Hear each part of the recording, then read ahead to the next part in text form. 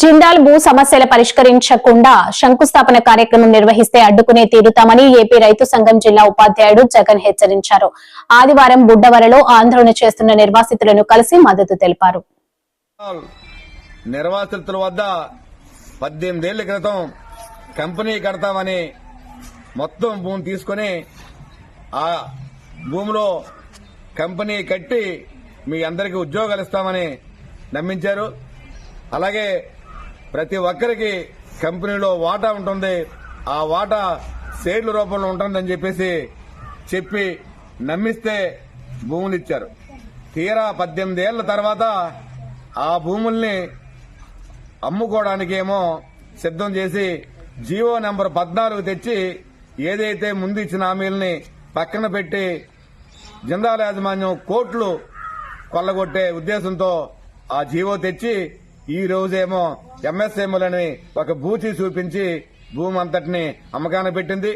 ఆ రోజు భూమి తీసుకున్నప్పుడు ఏదైతే మనకి హామీలు ఇచ్చిందో జీవో ప్రకారం కంపెనీ కడతామని చెప్పడం, కంపెనీలో ఉద్యోగస్తామని చెప్పడం, వాటా ఇస్తామని చెప్పడం ఒక్కటి నెరవేర్చకుండా ఆ హామీలు అలా ఉంటుండగా జీవో నెంబర్ 14 తెచ్చి పక్కనే అమ్ముకోవడాన్ని మేము 184 రోజులుగా వ్యతిరేకిస్తున్నాం. ఆందోళన తాడో పేడో తేల్చుకోవాలని చెప్పేసి పిల్ల పాపలతో ఇక్కడే ఉండి మేము ఎప్పుడు ఎవరొచ్చి ఆదుకుంటారని చెప్పేసి ఎదురు చూస్తున్న నేపథ్యంలో ఇప్పుడేమో ప్రభుత్వం జెండాలు కొమ్ము కాసి నేడో రేపో ఎల్లుండో శంకుస్థాపన చేస్తామని చెప్పేసి ప్రచారం చేస్తున్నారు, పేపర్లో రాయిస్తున్నారు. శంకుస్థాపన కోసం గాని మీరు వస్తే తాడో పేడో తేల్చుకోవడానికి మా ప్రాణాలైనా అడ్డి ఆ శంకుస్థాపన అడ్డుకుంటాం.